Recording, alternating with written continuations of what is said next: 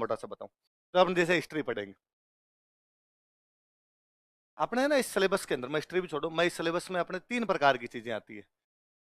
राजस्थान का जीके आता है, इंडिया का जीके आता है, वर्ल्ड का जीके आता है ना। 5 बेसिक सब्जेक्ट है अपने, हिस्ट्री, पॉलिटी, इकोनॉमी, ज्योग्राफी और साइंस। कौन कौन से 5 subject? History, polity, economy, geography और साइंस।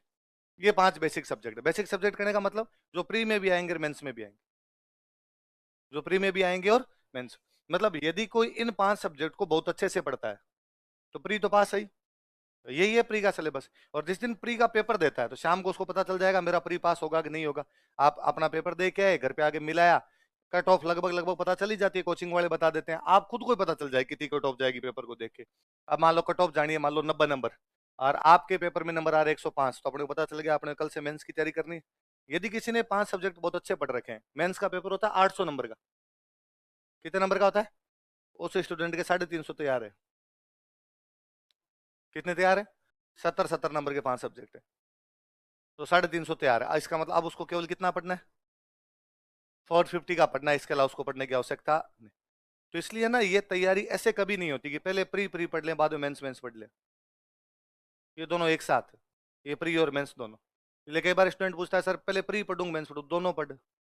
एक अकेली तैयारी इसके अंदर कुछ होती नहीं। आप केवल प्री प्री पढ़ेंगे ये भी घाटा है, आप केवल मेंस मेंस पढ़ते हैं ये भी घाटे घाटे की बात है। दोनों चीजें एक साथ पढ़ लीजिए। वरना आप केवल प्री प्री पढ़ते हैं तो प्री पास हो जाता है, लेकिन जिस दिन आप प्री शाम को बैठ के देखते हैं तो आपको लगता है मुझे कितने नंबर पढ़ने हैं? 800। अब आपको 800 करने, आपके एक साथी कितनी करनी है? 450। वो तो आ गया ना आपसे। और आरपीसी मान लो कई बार कर देती है, लो तो हम 2 महीने में लेंगे मेंस। तो फिर वो बच्चे जो केवल प्री प्री करते हैं वो मेंस देते ही नहीं।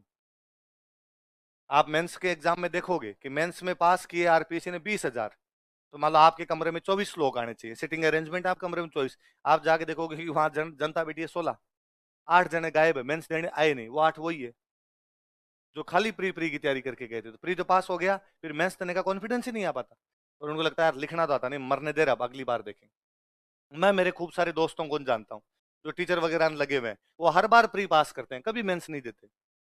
मैं हमेशा पूछता हूँ अगर मेंस कभी दिया करो, उनका अगली बार पक्का तैयारी करेंगे, वो तैयारी करके दे लेंगे। अगली बार कभी आता नहीं, मेंस उनसे दिया जाता। तो आपने ये दोनों तैयारी एक साथ करनी, इसलिए अपने कहते हैं कि ये बैच फाउंडेशन बैच होते हैं। कैसे बैच होते हैं? नींव मजबूत हो जाए, नींव मजबूत हो जाए तो फिर वो प्री में भी काम आती है, वो मेंस में भी काम आती है, वो इंटरव्यू में भी काम आती है। तो ये तैयारी तीनों की एक साथ तैयारी होती है, प्री की भी होती है, मेंस की भी होती है, और किसकी होती है? इंटरव्यू की। तीनों चीजें एक साथ चलती रहती है इसमें। तो अपने 5 सब्जेक्ट पढ़ेंगे, तो इन 5 में जैसे हिस्ट्री पढ़ेंगे अपने, तो हिस्ट्री राजस्थान की पढ़ेंगे, हिस्ट्री इंडिया की पढ़ेंगे, हिस्ट्री अपने वर्ल्ड की पढ़ेंगे। जैसे पॉलिटी है, आपने कहेंगे भाई पॉलिटी हम राजस्थान की पॉलिटी पढ़ेंगे, हम इंडिया की पॉलिटी पढ़ेंगे, हम वर्ल्ड की पॉलिटी पढ़ेंगे। आपको सर वर्ल्ड की पॉलिटी कैसे पढ़ेंगे? तो हम पढ़ेंगे आईआर। क्या पढ़ेंगे? आईआर क्या है? दूसरे देशों के साथ रिलेशन क्या है? पॉलिटी तो है, उनकी राज व्यवस्था के साथ हमारी राज व्यवस्था की क्या रिलेशन है। हम राजस्थान की इकोनॉमी पढ़ेंगे, हम इंडिया की इकोनॉमी पढ़ेंगे, हम वर्ल्ड की इकोनॉमी पढ़ेंगे। आपको सर वर्ल्ड की इकोनॉमी में क्या पढ़ेंगे? हम पढ़ेंगे वर्ल्ड बैंक कैसे काम करता है, हम पढ़ेंगे डब्ल्यूटीओ कैसे काम करता है, हम पढ़ेंगे आईएमएफ कैसे काम करता है, ये सारे इसके अंदर पढ़ेंगे। हम ज्योग्राफी पढ़ेंगे, हम राजस्थान की ज्योग्राफी पढ़ेंगे, हम इंडिया की ज्योग्राफी पढ़ेंगे, वर्ल्ड की ज्योग्राफी, वर्ल्ड की ज्योग्राफी तो पता ही है, महाद्वीप पढ़ लेंगे। हम साइंस पढ़ेंगे, हम राजस्थान की साइंस पढ़ेंगे, हम इंडिया की साइंस पढ़ेंगे, हम वर्ल्ड की साइंस पढ़ेंगे। यहाँ जरूर लोचा है आपको कि सर साइंस तो एक ही होती है। राजस्थान के अंदर सेव नीचे गिरा होगा, ऊपर थोड़ी गया होगा, सब जगह यही होगा। पर इसमें भी थोड़ा बहुत अपने करते हैं कि ऐसे पूछ लेते हैं कि हाल ही के वर्षों में राजस्थान में मूंग की फसल के अंदर एक बीमारी देखने को मिली थी, वो बीमारी कौन सी थी? बीमारी साइंस का है। मूंग का पूछ लिया, राजस्थान स्पेसिफिक तो राजस्थान का हो गया। ना वो और पूछ लेंगे राजस्थान में बकरियों की नस्ल सुधार के लिए एक केंद्र की स्थापना की गई है, वो केंद्र कहाँ स्थापित किया गया? पशुपालन साइंस का सब्जेक्ट है, वो केंद्र पूछ लिया तो साइंस की बात हो। ये का ये कोई वर्ल्ड का इस प्रकार की कोई चीज उठा के लिया जाएगा तो उधर कम संभावना है, साइंस तो एक सी होती है। पर ये बेसिकली 4 सब्जेक्ट होते हैं जिनके अंदर हम राजस्थान भी पूछते हैं, इंडिया भी पढ़ते हैं, और क्या पढ़ते हैं अपने? वर्ल्ड। अच्छा, प्री वाला एग्जाम ये कहता है कि प्री वाले एग्जाम में क्वेश्चन आएंगे 150। कितने क्वेश्चन आएंगे? 150। इन 150 में से 55-60 क्वेश्चन राजस्थान के आएंगे। 55-60 क्वेश्चन किसके आएंगे? राजस्थान के आएंगे। इसका मतलब 1/3 पार्ट, 1/3 भाग जो होगा वो किसका होगा? राजस्थान। अच्छा, ऐसा क्यों किया हमने भाई, ये इतना ज्यादा राजस्थान क्यों लगा दिया? इसके 2 रीजन। पहला रीजन तो ये था कि बाहर वाले लोगों को आउट किया जा सके, यूपी बिहार उधर का कोई इधर एग्जाम देने ना आए, उनको आउट किया जा सके। क्यों? क्योंकि वहां के लोग ज्यादा जाएंगे तो हमारे लोगों को रोजगार कैसे मिलेगा? ये हर राज्य अपनी अपनी पॉलिसी अपनाता है। कल या परसों के अखबार की खबर थी कि तमिलनाडु सरकार ने कहा कि तमिलनाडु में नौकरी के लिए तमिल का पेपर पास करना अनिवार्य। तमिल वाला पेपर पास करोगे तो हमारी नौकरी लगोगे, वरना हमारी नौकरी। हमने भी कहा कि लो साहब, हमारे वो भाषा वाला तो पास नहीं करना, लेकिन हम सवाल हमारे इतने पूछ लेंगे कि तुम वैसे ही पास नहीं हो पाओगे, तुम्हें प्री में फेल कर कुरा देंगे। पहले क्या, 2003 से पहले का आप कभी आरएस का रिजल्ट देखो, उसके अंदर आप देखोगे कि 1000 लोगों की वैकेंसी है तो उसके अंदर 200-250 यूपी बिहार के लगे। कारण था कि यूपी बिहार वाले लोगों में एक तो आईएएस की तैयारी का शुरू से ही हुआ करता था, वो आईएएस की तैयारी करते, सेम सिलेबस अपने आरएस का हुआ करता, उधर नहीं हुआ इधर दिया, इधर उन लोगों के सिलेक्शन हो जाते। 2003 के बाद में अपने आरपीसी ने थोड़ा मोड चेंज किया, उसमें बेसिकली अपने एक चेयरमैन बने CR Chaudhary sir. CR Chaudhary एक चेयरमैन थे आरपीसी, जो बाद में एमपी रहे थे नागौर से और केंद्र में मंत्री थे पिछली गवर्नमेंट में, 2014 वाली जो मोदी गवर्नमेंट थी उसके अंदर। तो सीआर चौधरी सर ने ये क्वेश्चन ऐसे पूछने शुरू किए कि यार आपने तो अपने राजस्थान के क्वेश्चन ज्यादा पूछ ली जाए, आपने राजा महाराजाओं के क्वेश्चन ज्यादा पूछ लिए जाए, तो अपने राजा महाराजाओं को पूछने शुरू किए, कुंभा कौन सा वाद्य यंत्र बजाता था? तो अब कुंभा को याद नहीं उसने कौन सा बजाया होगा, तो राजस्थान वालों को याद नहीं हो तो बाद में यूपी बिहार वालों को तो कैसे याद हो? पर यूपी बिहार वाले जीवड़ता के लोग हैं, वो यूं खूब पढ़ने में खूब माहिर होते हैं, वो पढ़ पुढ़ा गए। तो उन्होंने कोई राजस्थान जी की एक आधी किताब उठाई, घोटे में मार लिए उसके, और सारे याद कर लिए, कुंभा नहीं कुंभा का बेटा और उसका पोता भी क्या क्या बजाता था वो भी उनको याद हो गया। तो आरपीसी को लगा यार मामला बिगड़ रहा है, तो आरपीसी ने चेंज किया और आरपीसी ने पूछने शुरू किए कि तेजा जी की घोड़ी घोड़ी का नाम क्या था, रामदेव जी के घोड़े का नाम क्या था? अब घोड़ी घोड़े बताओ देखे तुम। आते तो अपने वालों को भी नहीं थे, पर यूपी बिहार वालों को थोड़ा और डराया हमने, वो उन्होंने वो याद किए, तो हमने राजस्थान की ज्योग्राफी के सवाल पूछने शुरू किए। तो मैं हमेशा बताता हूँ कि 2012 का प्री था, तो 2012 वाला प्री मैं देने के लिए गया, तो मेरी उस समय तैयारी अच्छी थी, मैं 2010 वाला मेंस दे चुका था, उस समय प्री सेकंड ईयर में कोई प्री पास कर लिया था, तो वो मेंस दिया हुआ था मेरा, तो मुझे लगता था यार तैयारी अच्छी है इस बार तो। तब हमारे दो पेपर हुआ करते, एक पेपर होता जीके का, एक पेपर होता सब्जेक्ट का। तो हम सबका कॉन्फिडेंस सब्जेक्ट पे होता है, ऐसा मेरा हिस्ट्री था, तो मुझे लगता है 100 सवाल आएंगे हिस्ट्री के, उनके अंदर से मैं 85 फाड़ जाऊंगा, ये सवाल इधर के उधर नहीं जाने दूंगा। ये ज्योग्राफी वाले को ज्योग्राफी में लगता है, पोल साइंस वाले को पोल साइंस में लगता है, जीके में 100 सवाल आते, तो उसमें हम सोच के जाते कि यार 50 तो ही जाएंगे, इतने ही करने, इससे ज्यादा अपने करने भी नहीं। और मेरे 2010 वाले में भी पता नहीं 52 सवाल सही थे कितने से थे, तो मुझे लगता था यार 2010 में 52 तो कर ही लिए थे, इस बार 62 तो कर ही जाऊंगा, इससे ज्यादा अपने को जीके पढ़ने की आवश्यकता नहीं। पर मैं जब वो पेपर देने के लिए बैठा जीके वाला, तो मेरे को उसमें 70-72 सवाल तो यूं ही आ रहे थे।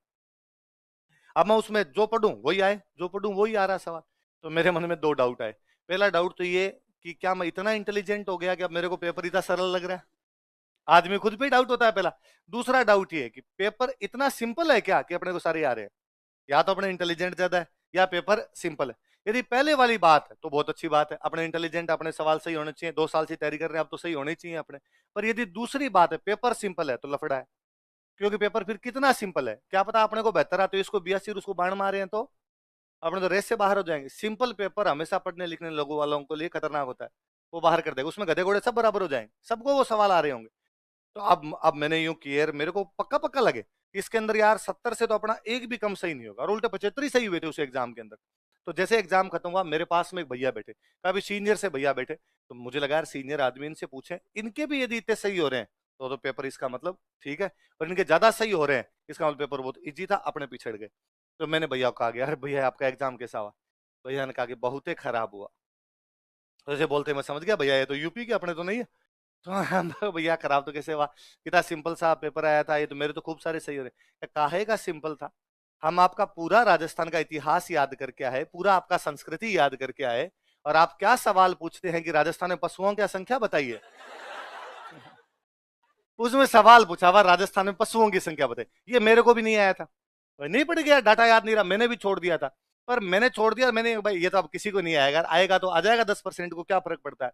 पर भैया में डर घुसा उस वजह से। और भैया ने कहा क्या क्या नहीं पढ़ के आए? हम पढ़ के आए तो पशु भी पढ़ के आए थे, हम पढ़ के आए आपका कौन सा भेड़ ज्यादा ऊन देता है, कौन सा गाय ज्यादा दूध देता है, पर आप संख्या पूछेंगे, आप घर घर गिन के आए तुम्हारे। मैं बड़ा राजी हुआ, मैंने आरपीसी थैंक यू बोला, थैंक यू आरपीसी। अगली बार इलाहाबाद के अंदर किसी बुक स्टोर पे खड़े होकर बच्चा जब आरएस का फॉर्म मांगेगा कि आरएस का फॉर्म भरना है, और इन जैसे भैया खड़े रहेंगे तो ये उस दूसरे वाले को डराएंगे कि नहीं देना एग्जाम, उधर मवेशियों का संख्या पूछते हैं। ये तो फॉर्म ही नहीं भरेंगे, आपने ये बड़ा काम ठीक है।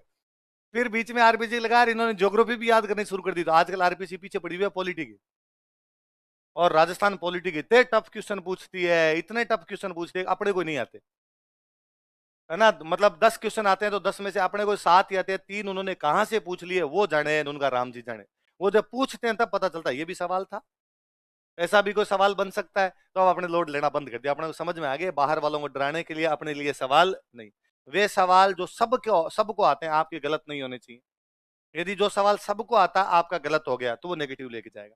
जैसे कभी सिंपल क्वेश्चन आया कि भारत के प्रथम प्रधानमंत्री का नाम बताइए, और आप प्रथम पढ़ना भूल गए, आपको लगा भारतीय प्रधानमंत्री का नाम बताइए, और पहला ऑप्शन नरेंद्र मोदी था, आप नरेंद्र मोदी करके आगे।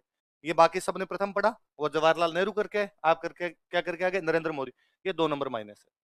पर एक सवाल है, युगांडा के राष्ट्रपति का नाम बताइए, किसी को नहीं आ रहा, आपको भी नहीं आता, कोई फर्क नहीं पड़ता। मैं कहता हूं आपको आता भी है तो भी कोई फर्क नहीं पड़ता। इसलिए मेरिट पे वे सवाल असर डालते हैं जो बाकी लोगों को आ रहे थे पर आपको नहीं आ रहे थे।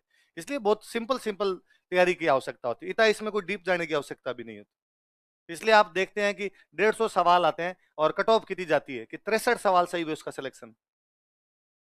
150 में से 63 सवाल जिसके सही हुए उसका क्या हो गया, सिलेक्शन। इसका मतलब 50% भी नहीं, 50% तो मेरिट पहुंच ही नहीं पा रही। इसका मतलब 42% पे आपके सिलेक्शन हो रहे। ये जनरल बॉयज की कट ऑफ है, बाकी कट ऑफ तो नीचे आएगी, धीरे धीरे और नीचे ही आ रही है उसके अंदर कट ऑफ। अब पिछली बार 84 थी, मैं कहता हूँ 2-4 नंबर बढ़ भी जाएगी तो 87 88 आ जाएगी, तो भी वो 50% तो नहीं पहुंच पा रही। इसका मतलब लोगों को ज्यादा सवाल आते तो नहीं, सिंपल सिंपल सीधी सीधी बातें लोग पढ़ लेते हैं, उस पढ़ने से प्री पास हो जाता है। और इसमें प्री स्क्रीनिंग है, वास्तव में प्री इसीलिए लिया जाता है आपका ताकि संख्या छांटी जा सके कि भाई 5 लाख लोगों ने फॉर्म भर दिया, अब कैसे इनको अलग करें। तो अगर प्री लो तो पता चल जाएगा कि तैयारी कितने लोग कर रहे थे। तो तैयारी करने वाले लोग ले दे के होते हैं 30-40 हजार, उन 30-40 हजार के अंदर कंपटीशन होता है, उनके अंदर से वो 15-20 हजार को पास कर लेते हैं। मेंस पूरा सब्जेक्टिव, सब्जेक्टिव में लिखवाएंगे, लिखवाने में बाद में आपने कुछ भी ऐसा याद करके गए तो उसे होगा नहीं, उसमें तो आपके विचार चाहिए, आपकी लेखन शैली चाहिए, फिर उनके पास और छंट के क्रीम जाएगी, फिर वो कहेंगे हम इंटरव्यू लेंगे। पल्ले बड़ी चीज है, इसलिए चीजों को बहुत सही ढंग से पढ़ना, इतनी पढ़ना जितनी हमें जरूरत है, ज्यादा कोई डीप में जाने की आवश्यकता नहीं। Jack of all trade master of none, jack को थोड़ा थोड़ा सब आना चाहिए, जैक को मास्टर किसी का नहीं बनना। तो देखो आप नोटिस करना, आपके सिलेबस के ऊपर लिखा है सामान्य ज्ञान, क्या लिखा है, इसका मतलब सामान्य नहीं पढ़ना है, ज्यादा नहीं पढ़ना उसको। कई बार क्या स्टूडेंट उसके अंदर घुसने की कोशिश करता है, मैं हिस्ट्री पढ़ाता हूँ, वो सर ये भी बताओ वो भी बताओ। यदि हिस्ट्री इतनी ज्यादा पढ़नी है तो फिर एमए की जाए, फिर पीएचडी की जाए, ताकि हिस्ट्री पढ़ ली जाए। आपको हिस्ट्री का मास्टर बनना है, आरएस बनना है, हिस्ट्री का मास्टर तो नहीं बनना, तो बस फिर इतनी ही पढ़ ली जाए जितने से अपना एग्जाम पास हो जाए। ये सेम ज्योग्राफी में, ये सेम इकोनॉमी, वरना कोई एक ही सब्जेक्ट पढ़ना शुरू कर दिया फिर वही आएगा। हिस्ट्री हिस्ट्री पढ़ेंगे पर हिस्ट्री तो भाई साहब आएगी 70 नंबर की, बाकी वाला तो पूरा पेपर पढ़ा है ना 730 नंबर का, वो कहाँ से करोगे। इसलिए सारे सब्जेक्ट पढ़ने, सबको बराबर वेटेज देना, सबकी तैयारी एक साथ होनी चाहिए। जितने अपने काम की चीज जो उतनी सारी पढ़ ली जाए, जो अपने काम की नहीं उन चीजों को नहीं पढ़, वरना फिर एक के अंदर घुस के रह जाएंगे, फिर दूसरे सब्जेक्ट को उतना टाइम हम दे नहीं। आए बात समझ में। ये 5 सब्जेक्ट हम पहले पढ़ेंगे, history polity economy geography science, ताकि हमारे प्री में भी अच्छे नंबर आए। भाई प्री में नंबर वैसे आने चाहिए कि भाई कट ऑफ जाती है 84, स्टूडेंट कई बार आगे पूछा सर मेरिट कितनी जाएगी, तो लगता है यार 80-85 के बीच में जाएगी। सर मेरा होगा कि नहीं होगा, तेरे कितने हैं, सर 85 है। अब यार हो भी सकता नहीं भी हो सकता, मैं कह रहा हूँ 85 जाएगी, 85 ही गई तो हो जाएगा, पर क्या पता 86 चली जाए तुम बाहर हो जाएगा। होना ये चाहिए कि आप प्री का एग्जाम जिस दिन दे के हो और आप शाम को आके कहो कि मेरे नंबर है 122, अब कितनी जाए कट ऑफ अपना हो जाएगा। मेरे नंबर है 112, मेरे नंबर है 108, मेरे नंबर है 110। जो मेरे एक रूममेट है, तो वो हमेशा ये करते हैं कि वो जब भी पेपर दे के आते हैं तो मैं उनको पूछता हूँ कि अरे कैसे क्या है पेपर, कितना रहा, कितनी कट ऑफ जाएगी आपके, कैसे वे हो जाएगा प्री नहीं हो जाएगा। तो वो यूं पेपर उछाल के यूं कहते हैं कि जितनी तेरी कट ऑफ जाएगी ना उससे मेरे 50 नंबर ज्यादा आएंगे। प्री का तो कोई लोचा ही नहीं, और हर बार उनके 40-45 नंबर ऊपर आते हैं कि 84 कट ऑफ गई उनके नंबर 134, तो 72 कट ऑफ गई उनके नंबर 112 113। तो ये तो है कॉन्फिडेंस। और आप प्री का देख के और उसके बाद आप अदर झूल के अंदर हो, इसका मतलब आपने ढंग से तैयारी, तो ढंग से, और यदि प्री वाले ढंग से तैयारी की, ये नंबर 132 133 हो रहे हैं, 122 भी हो रहे हैं, 120 भी नंबर हो रहे हैं, इसका मतलब 5 सब्जेक्ट अच्छे पढ़े, ये 5 सब्जेक्ट अच्छे पढ़े, इसका मतलब आपको अब तैयारी कितनी करनी है, 350 नंबर की तैयारी आपकी कंप्लीट है। आई बात समझ में। तो आपने ये